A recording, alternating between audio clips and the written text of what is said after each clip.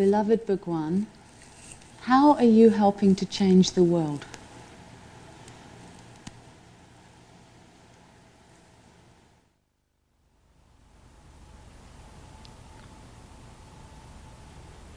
The world does not exist.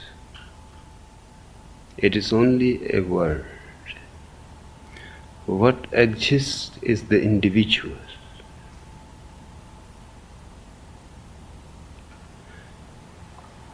By changing the individual, the world is changed.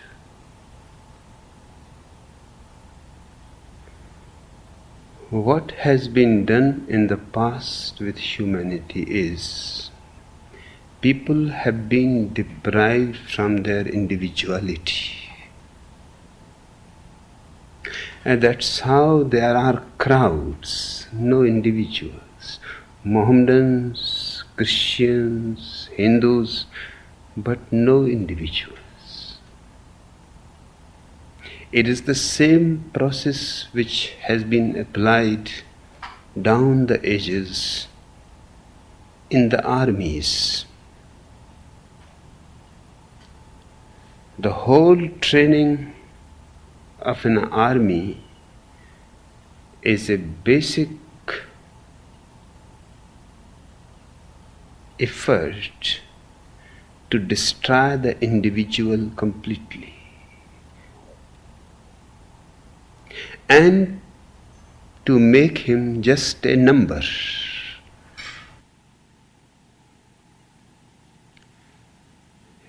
If a man dies in the fight in war, on the notice board his name does not appear. What appears is that number 16 died. Now, number 16 has no wife, no children, no friends, no old father and mother. Number 16 is simply a number. And number 16 is replaceable. Some other person soon will fill the gap and will become number 16. And the man who was behind number 16 was reduced by and by with subtle processes.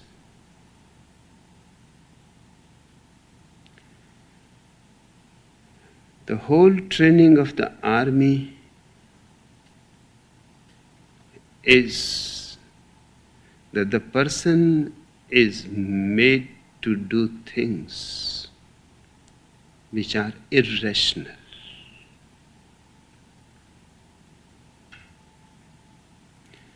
In the beginning, his reason tries to assert, but his reason is punished. His disobedience is punished. His argumentativeness is punished. His obedience is rewarded. Soon the person can see that if I have to remain in continuous misery and punishment, then only I can allow my reason to function. Otherwise, I have just to follow whatever the order is. Even if the order is to drop an atom bomb on Hiroshima, the person does it exactly like a robot, without considering that 160,000 people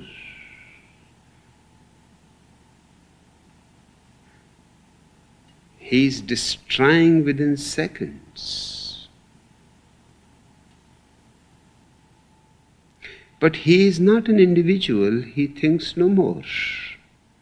His thinking has been very scientifically destroyed. For hours in the morning, in the evening, for years he is being parading, turn right, turn left. He cannot even ask what is the point.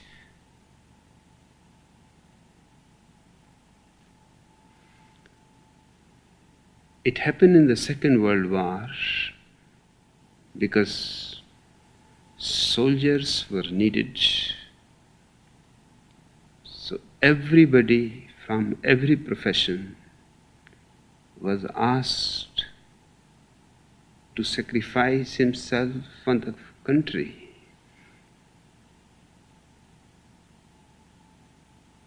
A professor in Germany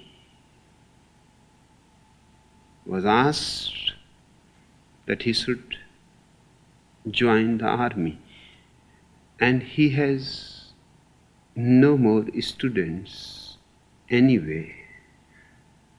For 3 years nobody has entered into his postgraduate research work. He is sitting unnecessarily. He should go to the army. He said, there is no problem for me, I can go anywhere. But the army will find difficulties with me. But he was not listened. And the first day when he was standing in the line and they said left turn, everybody turned except him. The commander asked him, have you heard me or not? He said, I have heard, but I don't see any reason why I should turn left.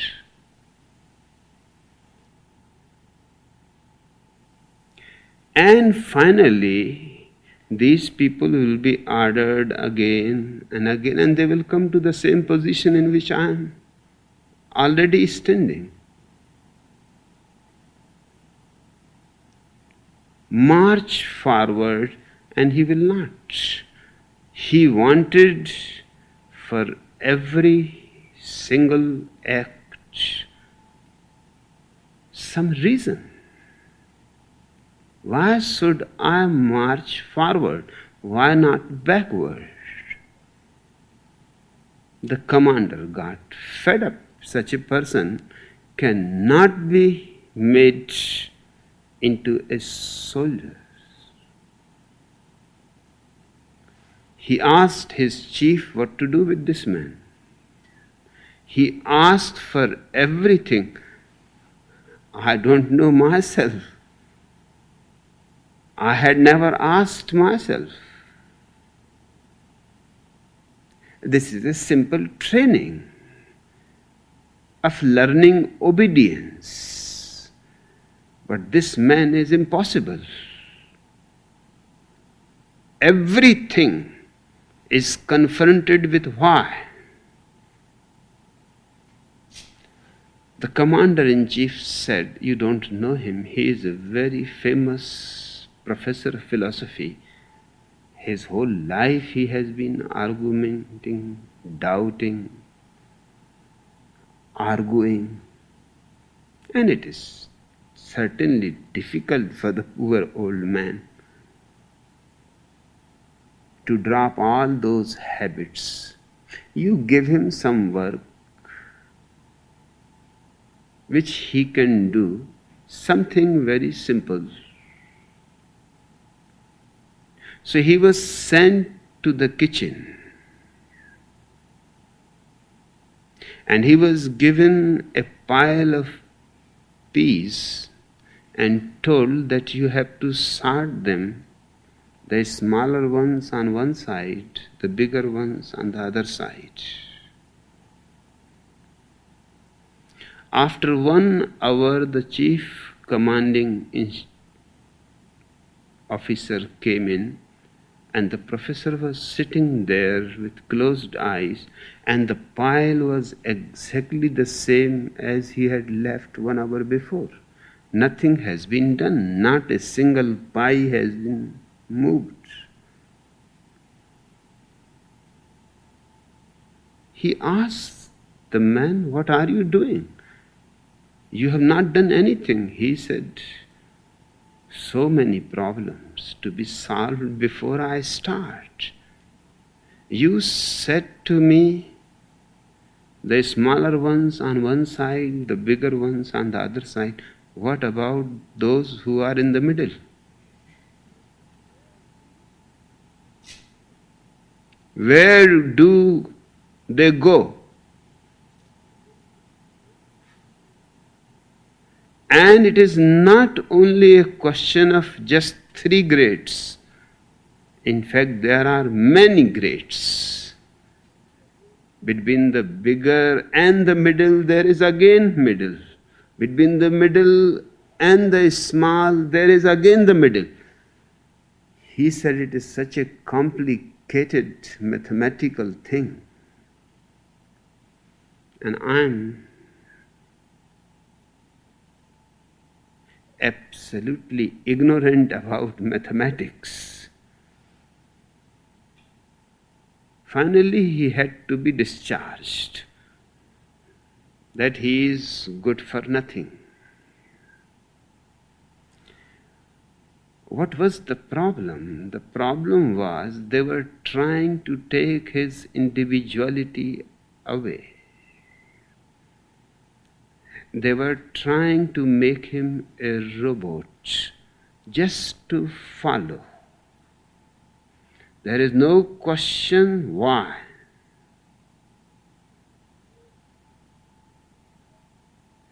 Years of turning left and right and marching forward and backward,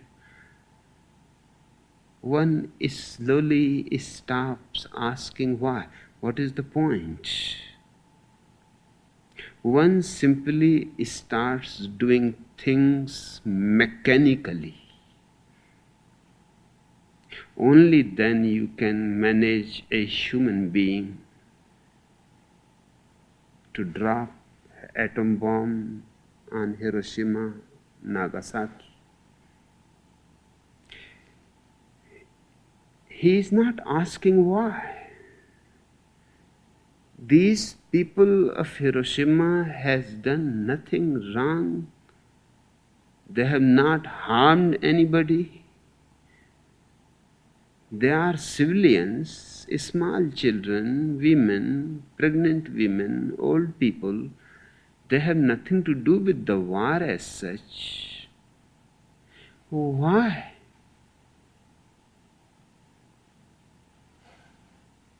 Destroy them. No, such questions does not arise anymore. Order is order, and to follow it is his duty. He dropped the bomb on both the cities, went back to his camp, had a good dinner,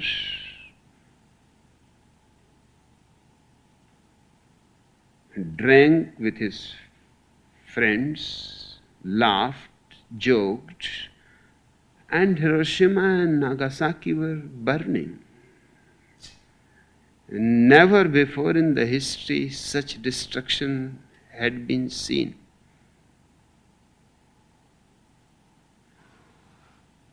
But this man seems to be absolutely unaffected. In fact, he seems to be enjoying, celebrating, because he has done a great job. The first man to drop the atom bomb. He has become a historical figure.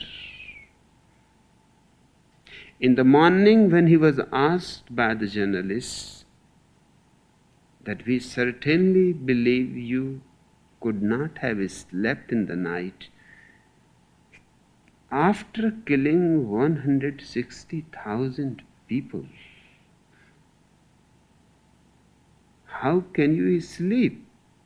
He said, you don't understand the psychology of a soldier.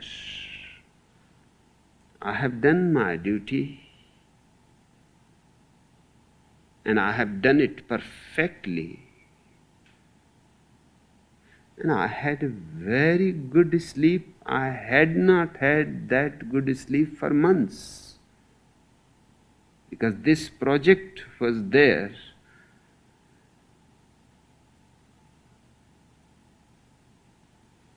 And I was so much excited by the project of dropping the atom bomb. He was being prepared for it. And naturally, when the work is finished, and finished with perfection, one has the right to relax and go to sleep. So he said, I ate well, drank, danced with my friends, and went to sleep. Now something is missing in this man. His heart is no more functioning. His reason is dead. He looks like a man, but he has become a robot.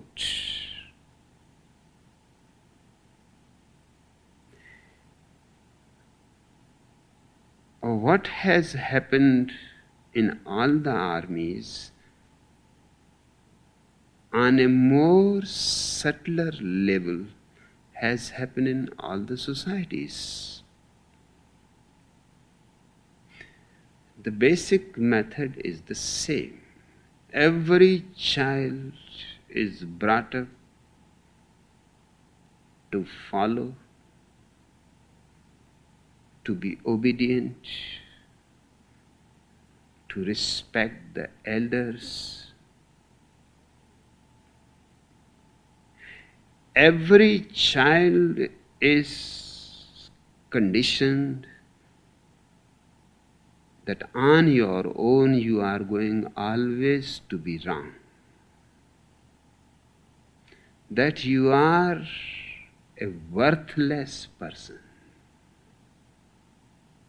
One is not born worthy. Worth has to be deserved. It has to be earned. It is a goal. Very few people achieve it. As a human being, he is condemned. As he is condemned. He is given all kinds of shoulds, should nots.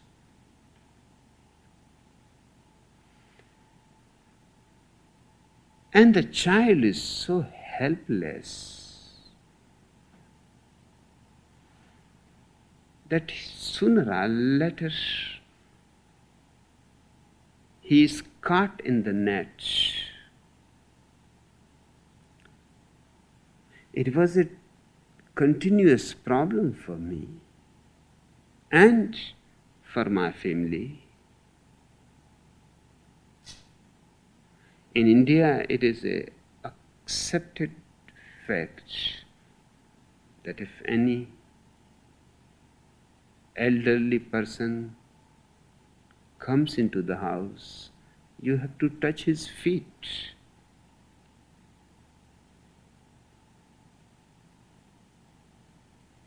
Now, I was not willing to do that.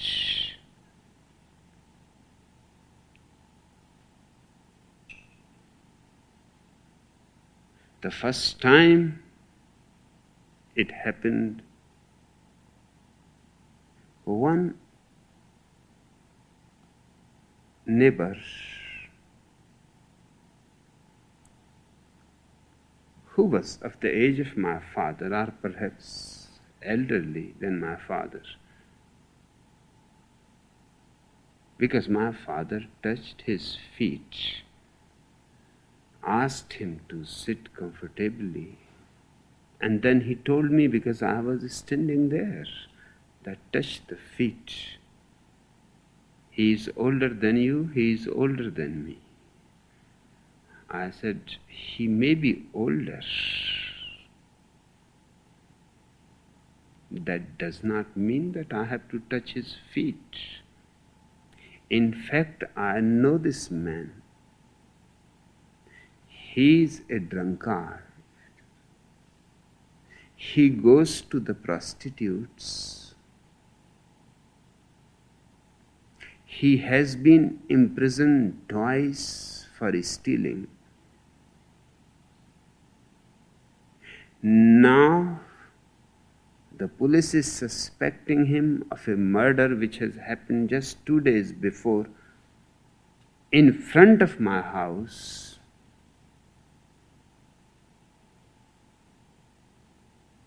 In fact, my whole family has to force me not to say anything about it because I had seen it happening. And I told to my father that I also suspect this was the man. Although he was having a black cover over his face, but I know his feet, I know his hands, I know the way he walks.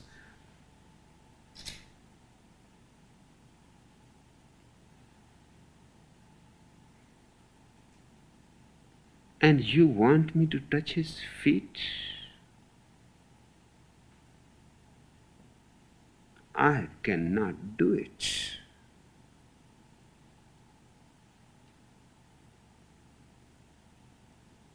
My father said to me, then it is better whenever anybody comes into the house, you simply move from that place. Don't remain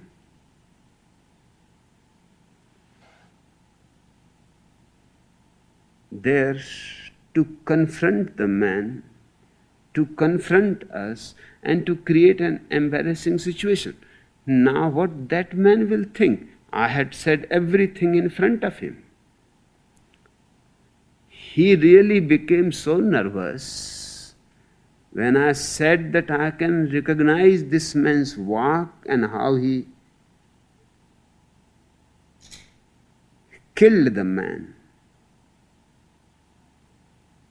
Just because you are insisting, I am not going to the police station. Otherwise, this man is a murderer. Seeing this, he started almost trembling and perspiring. I said, look at him. He should touch my feet. Otherwise, I am going to the police. And the man touched my feet because he knew that I have seen him. He has seen me. Seeing him, I was the only eyewitness.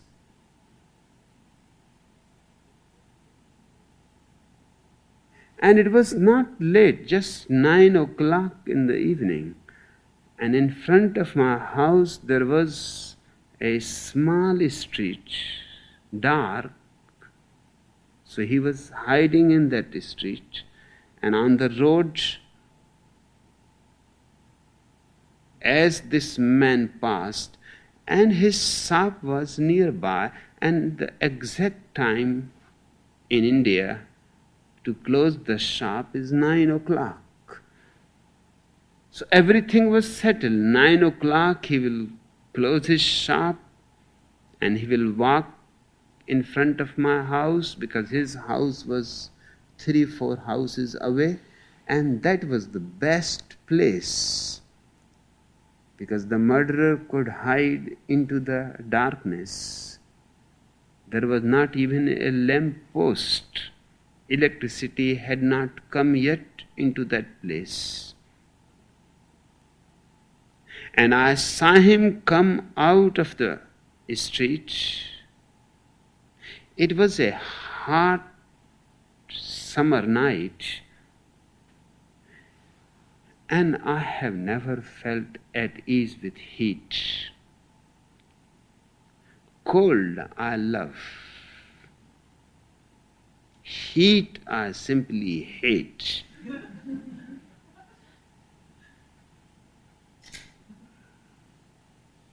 So I was just sitting in my bed, waiting the air cools down a little and then I will go to sleep. At that very moment, this case happened. This man was not aware that on the terrace I am sitting on my bed, because all the lights of the house were put off, everybody has gone to sleep. I was in darkness, but as he came out of the street, I immediately recognized the man, although he has a black cover over his face.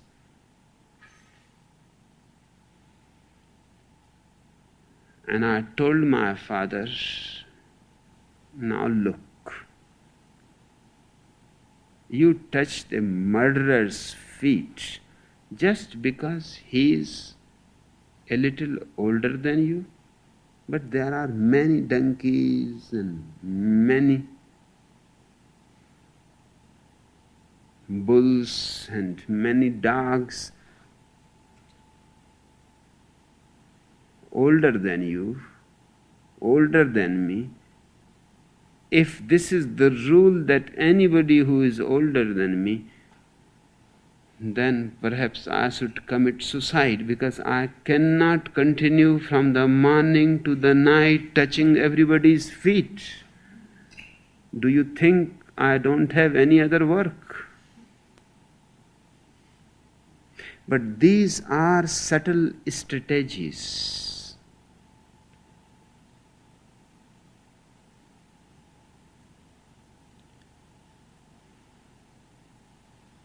How the child has to be distracted from his innocence. If he follows the convention, the tradition, he is rewarded. I was always punished, never rewarded. But I accepted each punishment with great dignity, because each punishment made me a more solid individual, of which they were not aware, that they are unknowingly helping me. Their rewards would have been bribes. Their punishment gave me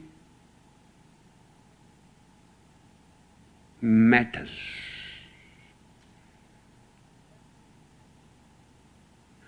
Every day I was punished. In the house, in the school.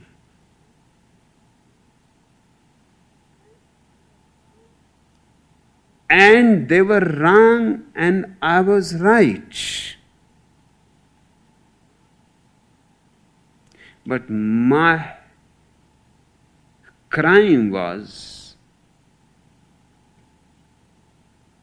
that I will follow only what I feel to be right.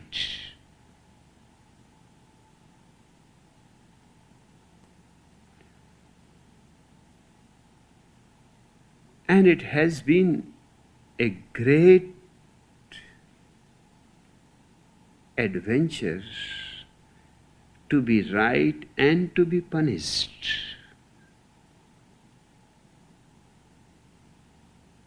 That gave me tremendous integrity.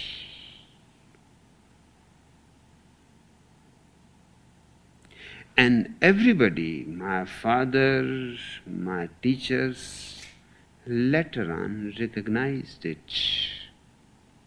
Almost all of them recognized that they were wrong. But they treated me just like any other child. They never thought that I will be able to stand all the punishments and still will insist to do the same thing that I wanted to do. For years I have been standing outside the class. The teachers will find it easier to teach.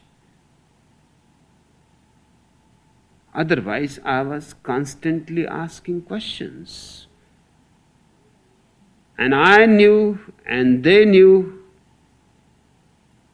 that they don't know any answers about it.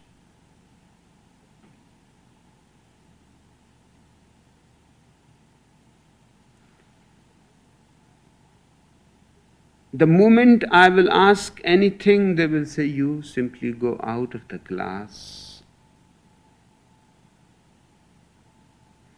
I said, but that is not the answer of my question. For example, to the man who started teaching me arithmetic, I asked why. In every language there are 10 basic digits, 1 to 10. He said, my God, I have been teaching mathematics for almost 20 years. And he was a first class MSc in mathematics.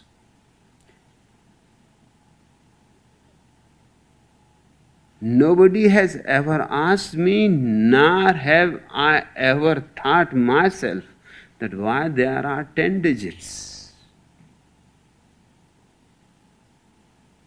I said, I know the answer. But first I want whether a gold medalist in mathematics from the university knows a basic thing which is fundamental to mathematics. He was angry, embarrassed. I said, the thing is very simple. Because I have seen the villagers counting on their fingers, and there are 10 fingers. And man must have started thousands of years before counting on fingers. And because all over the world men have 10 fingers, hence every language, every country has those 10 basic digits. Otherwise they don't have any reason.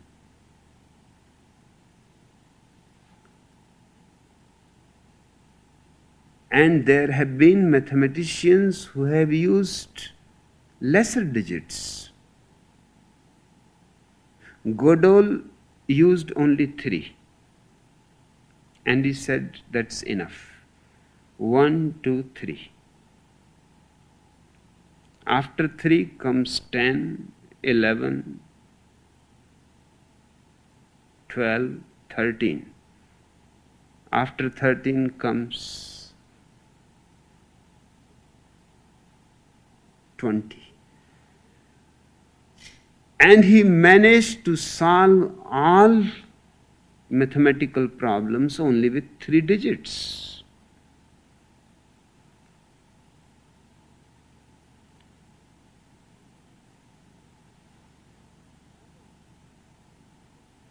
I was interested in mathematics, that's why I had joined the class. But before joining the class, I had looked into the library in all kinds of mathematical books, and I had found this Godel. that he managed to work only with 3 digits. That gave me the idea that 10 digit has nothing to do with mathematics. It has something to do with the hands of man.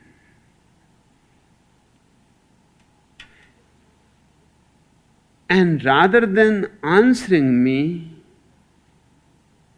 you are telling me to go out of the class and stand there in the window. I said, there is no problem for me, because I enjoy outside air better than this dark hole which you call your classroom and this dirty furniture, ugly, hard, and you force small children to sit on this furniture 6-7 hours a day. That is enough to destroy their soul. I am perfectly happy outside. There are trees and birds and fresh air. And particularly, you are not there. So I need not bother about any question.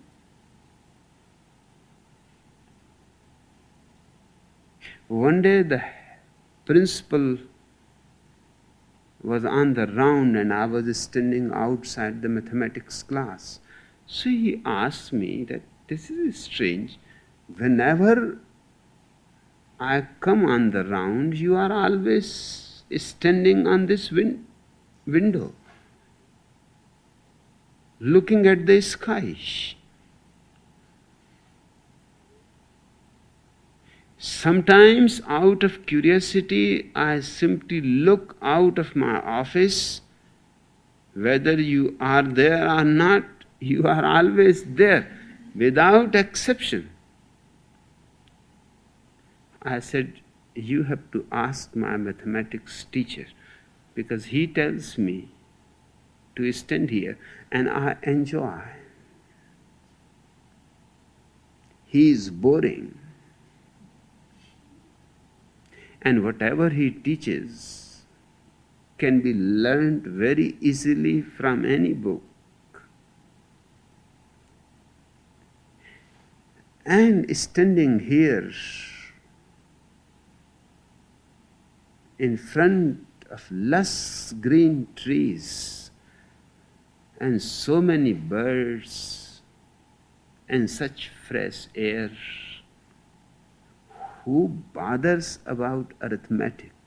And anyway, I am not going to count money in my life. So please don't disturb. Things are going perfectly well. He thinks this is punishment, I think this is reward. A reward for asking a reasonable question.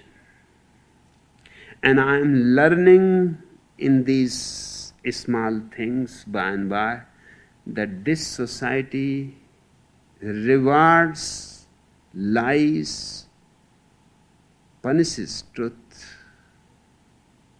teaches truth, but never rewards the truth. This whole society is against the individual. It wants everybody retarded. The retarded people are good. They never create any problem to anybody. They cannot. They cannot raise questions.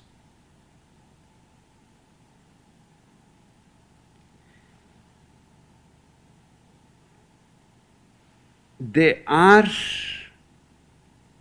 easily enslaved.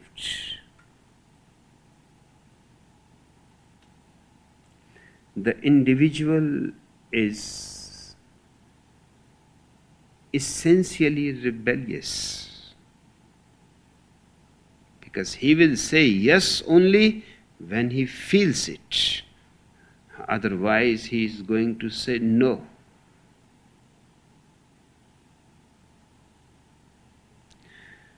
You ask me how I am preparing to change the world.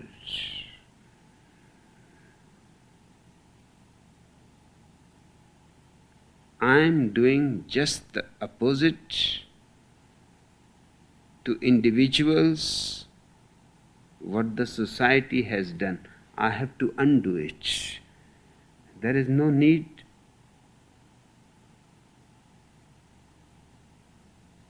of doing anything else. My sannyas is simply a process of undoing what the society has done to you. I am simply provoking your intelligence again. It is dormant, it is there, nobody can kill it. It can only be repressed. Finding a suitable, comfortable situation, it can again start growing. I want every of my sannyasin to be utterly unique.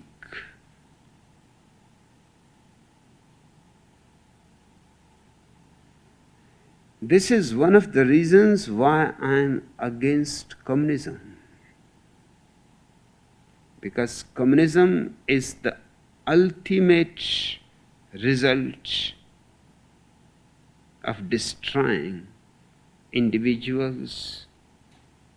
Other societies have done it partially. Communism does it totally. Hence, in Soviet Russia, in these 70 years, not a single rebel. It's strange, in a country which brags about revolution, but does not produce revolutionaries.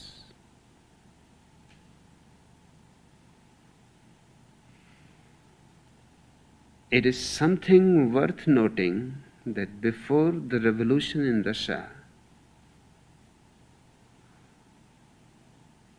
Russia was a poor country, but had many geniuses. Perhaps no country could have competed in the early years of this century and the last part of the preceding century. If you want to choose 10 best novels of the whole world, of all the languages, you will be surprised that at least 5 will be Russian. And they will be the topmost.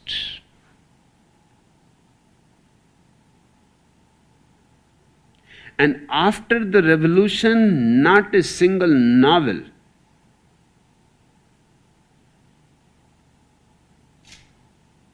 what happened to the genius of the country?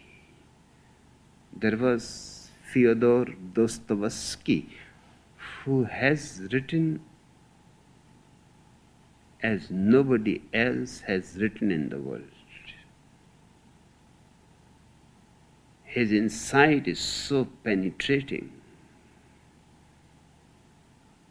that if Bible is lost, nothing is lost. But if his books are lost, humanity will be always poor, because Fyodor Dostoevsky cannot be replaced by anyone. And there were all these men, Leo Tolstoy, a giant. Each thing that he has written should be written in gold.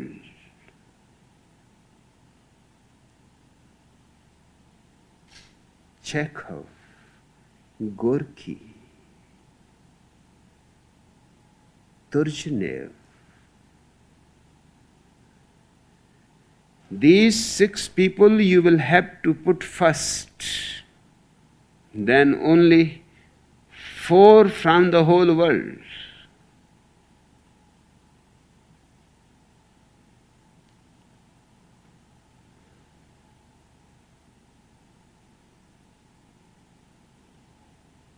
A country that produced such people like Turgenev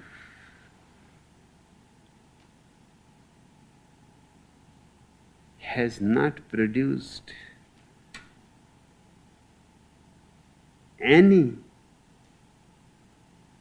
poet of the same caliber, any novelist of the same caliber.